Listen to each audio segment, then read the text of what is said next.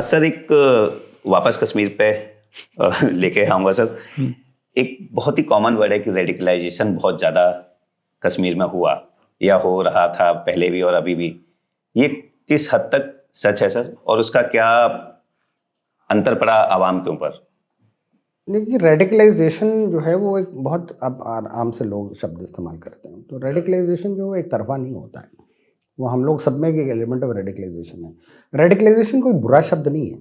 Radicalisation किस चीज़ को कहते हैं? जब एक नई सोच पैदा होती है। हमारी प्रॉब्लम रेडिकलाइजेशन के साथ शुरू होती है कि रेडिकलाइजेशन जब वायलेंस की तरफ चला जाए तब it's a problem. So there is a threshold to radicalization. Jammu Kashmir की प्रॉब्लम जो है वो उनके यहाँ रेडिकलाइजेशन जो है वो एक बेसिकली एक पॉलिटिकल बैकग्राउंड में है। रेडिकलाइजेशन शुरू होता है on the issue of identity. अब होता क्या है कि आपके पास एक एस्पिरेशनल गैप होता है, और आज के कॉन्टेक्स्ट में ये बहुत डेंजरस चीज हो गई है, क्योंकि आपके हाथ में जो मोबाइल फोन है वो ज्यादातर अब लोगों के पास स्मार्टफोन होने लगे हैं। उसमें क्या होता है कि आपकी एक एस्पिरेशन क्रिएट हो जाती है, क्योंकि आप एक बड़ी चमकती हुई दुनिया को देखते हैं, होते आपके पास है नहीं, तो आपकी एक एस्पिरेशन बन जाता है और आपके पास रिसोर्सेज एंड मींस नहीं है उस एस्पिरेशन को अक्वायर करने के लिए। तो आप एक मतलब जिसे कहते हैं ख्वाबी दुनिया में जीते रहते हैं, आपका एक्सप्रेशन बिल्डअप होता रहता है। फिर कोई ऐसे आपके जीवन में घटना होती है कि जैसे नौकरी नहीं मिल रही, आपके घर में मतलब यह है कि आपकी एम्प्लॉयमेंट नहीं हो रही, तो घर वाले भी जो है आप तंज कसना शुरू कर देते हैं। क्योंकि इसके एक जो टिपिकल एग्जाम्पल है जो हमारे यहाँ पे फिदाइन अटैक्स होते हैं या टेररिस्ट अटैक होते हैं। मैं आपको अजमल कसब की एक जो बॉम्बे अटैक में इन्वॉल्व, यस उसकी अगर आप पर्सनालिटी डिस्कस करें तो आप देखिएगा कि उसके घर के अंदर वो 5वां 6ठा बच्चा था। तो बड़े भाई लोग जो हैं वो जब बाप जवान था, वो कुछ कमा सकता था, उसने अपने बड़े बच्चों को क्या कहते हैं एडुकेट किया, और जब तक ये बच्चा बड़ा होने लगा तो बाप के पास वो रिसोर्सेज थे नहीं, वो शायद रिटायर हो गया होगा या बूढ़ा हो गया होगा, मजदूरी नहीं कर पा रहा था। तो बड़े बच्चे जो हैं वो तो अपने लिए रिसोर्सेज लेके अलग हो जाते हैं। अब ये बच जाता है। अब माँ बाप का पूरा जो रिस्पॉन्सिबिलिटी है इस बच्चे पे आ जाती है। अब ये कमाने लायक नहीं होता क्योंकि उसके पास एजुकेशन नहीं है या उसके पास वो रिसोर्स नहीं है तो ये उसके लिए एक प्रॉब्लम हो जाती है। और ये प्रॉब्लम अजमल कसब को भी थी। वो जब घर जाता था तो उसको ये तंज किया जाता, तो कुछ नौकरी ढंग की नहीं कर रहा है। वो बेचारा कोशिश करता था इधर उधर जाके वो नौकरी पूरी कर ले, फिर वो क्या वो पूरा नहीं होता तो उसको फिर एक मिल जाता है। इस तरह के लोगों को ये ढूंढते रहते हैं मिलिटेंट ऑर्गेनाइजेशन। तो लश्कर वाले पहुंच गए। अब उसमें क्या होता है कि लश्कर के लिए उसको दिखाया होता है। अब ये कि अगर आप कश्मीर के जिहाद से लौट के अगर आ गए तो आप गाजी, तो आपकी बड़ी इज्जत है। अगर आप वहां मारे गए तो आप शहीद हो गए, तो घर वालों की बड़ी इज्जत है। तो उसको ये लगता है कि यार हाँ ये रास्ता ठीक है, और घर वालों को भी ये लगता है कि ये रास्ता ठीक है क्योंकि वैसे किसी काम का नहीं था। इट्स अ वेरी पैथेटिक, मगर ये है। तो यही चीजें जो हैं वो काम करती हैं कि वो एक अंग्रेजी कहावत है ना कि patriotism is the vast refuse of the scoundrel. और ये आज की बात नहीं है, काफी सैकड़ों साल पहले कही गई है। वो क्यों कही गई है? क्योंकि जो सोसाइटी को लोग स्टेबलाइज करते, वो लोग जो हैं वो डेली लाइफ को देखते हैं, डेली लाइफ की प्रॉब्लम। उनके पास ये फैंसी आइडियाज नहीं होते हैं कि मैं जिहाद करूंगा या मैं आज़ादी के लिए लड़ूंगा। Yes yes. So that's why the word used कि that patriotism is the vast refuge of the scoundrel. That's a similar logic applies here.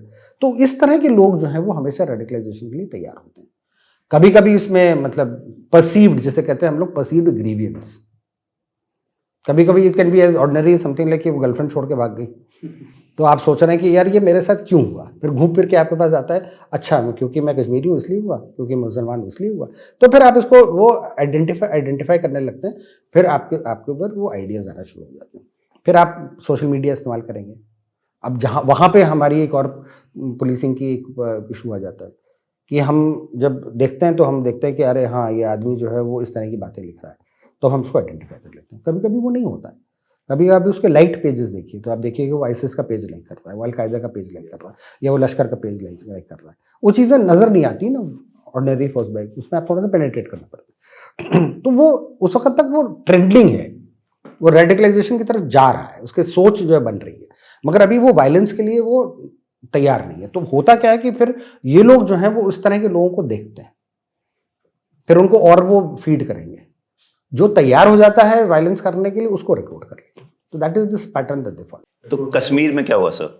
Kashmir similarly, कि आपकी एक पॉलिटिकल बैकग्राउंड थी, तो हमेशा जनरेशन आफ्टर जनरेशन आपको एक चीज फीड करी गई कि जब एक Kashmir is an unresolved issue, तो हमारी आइडेंटिटी क्लियर नहीं, तो उनको जो कुछ भी कमी बेशी लगती थी वो उस पर ब्लेम करते थे।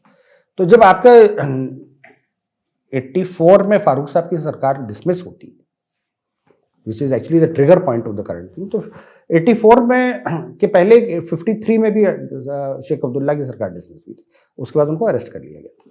तो जब फारूक साहब की सरकार डिसमिस होती है तो उनके ब्रदर इन लॉ की सरकार बनती है गुलशाह, तो उनका नाम ही रख दिया गया था गुल कर्फ्यू, क्योंकि उनकी ज़्यादा टाइम जो 1.5 साल की हुकूमत चली उसमें कश्मीर में ज़्यादातर कर्फ्यू लगता रहा। अब ये बेसिकली सिविल अनरेस्ट शुरू हो गया था, क्योंकि लोगों को वहाँ पे यकीन आने लगा था कि हमको अपनी हुकूमत करने की ये कभी अलाउ ही नहीं करेंगे, हमेशा कोई ना कोई ज़बरदस्ती बैठा के रखेंगे। क्योंकि between 1953 and 1975 till the Indira Sheikh accord take place 22 साल जो है कश्मीर के अंदर गवर्नमेंट जो है पपेट गवर्नमेंट चली थी। Sure. तो वो सेंटिमेंट ऑलरेडी था वहां पे। आज हम जब ये बात करते हैं हम इसको फैक्टर इन नहीं करते हैं। लोगों की सोच और जो उनकी मतलब भावनाएं हैं वो रातों रात नहीं बनती, उसकी एक हिस्ट्री होती है, वो जनरेशन टू जनरेशन फीड की जाती है।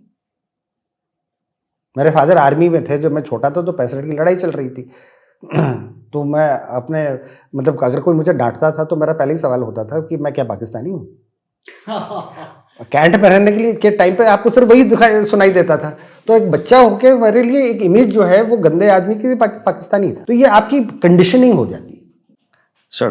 तो ये कंडीशनिंग जो है वो ऑलरेडी कश्मीरी माइंड में था। तो ये बात जब जो सामने आई तो उसमें एक ऑलरेडी अनरेस्ट था। वो फिल्म दिखाई गई थी the lion of the desert, वो एंटनी क्विन की फिल्म है against about a Libyan freedom fighter. तो हॉल में जो फिल्म दिखाई गई वो वहीं पे नारे शुरू हो गए थे और फिर वो निकल के आया क्राउड, उनने वो मतलब किया। तो those are the early science जब सिविल अनरेस्ट वहाँ पे शुरू होने लगा। फिर 87 का जो इलेक्शन हुआ जिसमें वो एलिगेशन था कि वो रिगिंग हुई है, तो वो और सीमेंट हो गया और तभी से ये प्रॉब्लम शुरू हो जाती, क्योंकि जो कैंडिडेट थे अमीरा कदल के, उनको आप शायद आज सैयद सलाहुद्दीन के नाम से जानते हो। Yes Yes, yes. His agents were who? Yasin Malik and Hamid Sheikh, who founded the JKL. So there's a direct correlation to that. So that is the sentiment that was already there. तो Pakistan, which failed to create a sentiment in 1948, 48 में जब कवाली भेजे तो उसको कश्मीर ने support नहीं किया। 1965 में जब उन्हें ऑपरेशनल जिब्राल्टर में भेजे तब नहीं सपोर्ट मिला, मगर अब तक हो गया था। और आप देखिएगा हर एक चीज एक जनरेशन के बाद होती है। 48 to 65 is one generation gone, 65 to 84 another generation gone. तो by the time this third generation came, ये फीलिंग और कॉन्क्रेटाइज हो गई थी। और उसके बाद अगर आप देखिए तो एक और जनरेशन आ गई है जो इसको सब्सक्राइब नहीं करती। तो अभी जो है जनरेशन वो नहीं करती है सर? नहीं करती। देखिए Kashmiri youth like every other youth, देखिए इसका फायदा भी होता है ना, he is become like a global youth, he is got global aspirations, he wants to do well in life. और एक चीज मैं कहूंगा कि कश्मीरी यूथ जो है वो काफी टैलेंटेड है। Yes yes. वो काफी पढ़ा लिखा, अगर आपने कश्मीर की नौकरी करी है तो आपको ये बात अंदाजा लगी होगी, ठीक है। तो it's a very good human resource pool. अच्छा, उनके एक सिविलाइजेशनल इशू भी है, उनकी औरतें भी बड़ी एम्पावर्ड होती हैं, वो भी बड़ा असर रखती हैं, वो भी बच्चों को पढ़ाना चाहती हैं। तो हम लोग उस पार्ट को जरूर देखते हैं कि जहाँ पे औरतों ने अपने बच्चों को जिहाद के लिए इनकरेज किया, मगर हम ये पार्ट को नहीं देखते हैं जहाँ पे औरतों ने अपने बच्चों को डॉक्टर, इंजीनियर, मैनेजमेंट, बिजनेसमैन बनाने के लिए इनकरेज किया। वो एक बहुत बड़ा इम्पैक्ट रहा। तो जब वो इनिशियल जो यूफोरिया होता है ना, कि लोगों का भी दिमाग खराब हो जाता है, वो जिसे कहते हैं ना कि कुछ तो इश्क में होते हैं जुनू के आसार और कुछ लोग भी दीवाना कर देते हैं, तो उस दीवानगी में तो हो गया, मगर 1-2 साल 3 साल में उनके समझ में आ गया कि ये दीवानगी बेकार की है। वी हैव टू जज ह्यूमंस एज ह्यूमंस। करेक्ट। जय हिंद। आई होप आपने इस क्लिप को एंजॉय किया है। अगर आप ये फुल पॉडकास्ट देखना चाहते हैं तो उसका लिंक डिस्क्रिप्शन में दिया गया है, और इसी प्रकार के हमारे गैलेंट रियल लाइफ हीरोज़ के अगर पॉडकास्ट आप देखना चाहते हैं तो आप हमारे main channel monks and warriors by colonel Kaushal Kashyap check out कर सकते हैं। जय हिंद।